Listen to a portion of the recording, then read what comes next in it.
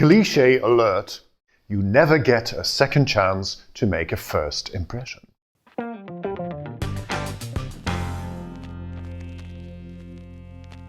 Imagine you're at a conference and the fifth speaker in a row is also the fifth person to begin their talk by saying, "Hello, my name is this and that, and in the next half hour I will tell you a little bit more about this or that subject." Now, knowing that an audience's attention is at its highest at the beginning of a presentation, you want to keep that level of attention for as long as possible. So here are 3 easy ways to get that first impression just right. Start out with a question, in line with your topic, of course. I was at a conference not so long ago about new technologies in internet banking, and the speaker came on stage, held up a tablet computer, and he said, "Who has one of these?"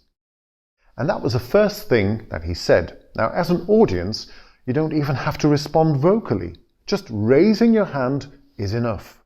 It's very little effort.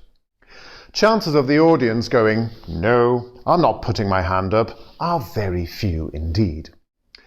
And only after that small interaction, the speaker introduced himself and moved on to his first topic. So, choose a simple and a clearly formulated question. You don't need to ask your audience for a miracle solution for climate change. Don't make them work too hard.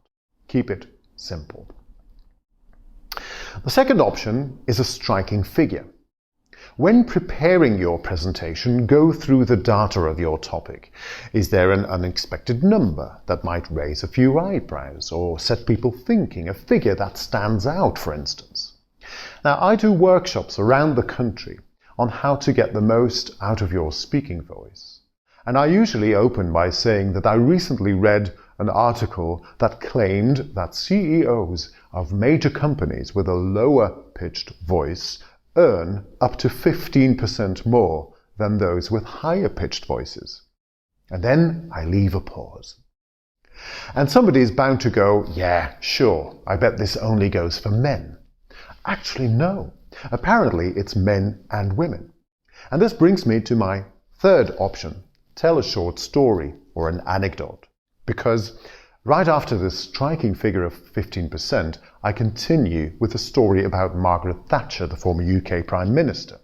And she was known to take elocution lessons, especially to lower her voice, because she was convinced that it would help her create a bigger impact in a political world which was, at that time, predominantly male. Now, don't do that. It's very bad for your voice, but that's not the point. It's only after I've opened with this anecdote, or fun fact if you will, that I properly introduce myself and crack on with my first topic. Now, these 3 intros are very easy ones that guarantee you to keep the attention high for as long as possible.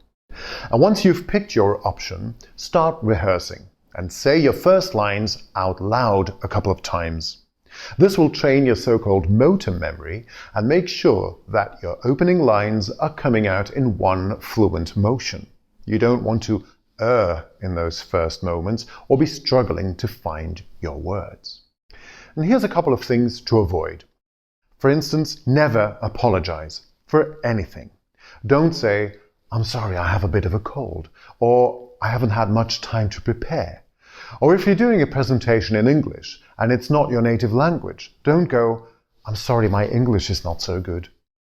I'm sure it's perfectly fine, and if it's not, then people are bound to find out very soon, won't they? Another bad idea, if you want to make a good first impression, is to start out with a joke or a witty remark.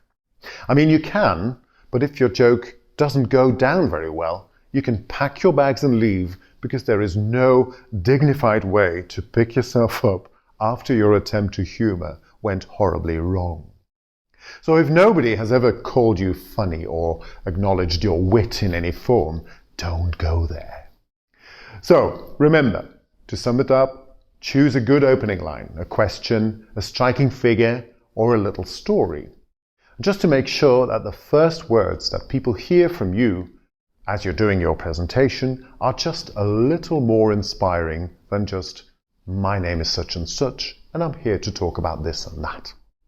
Now here's a final tip. Go online and watch a number of TED Talks. You will never find a TED Talk that starts out with, "Hello, my name is," and so on.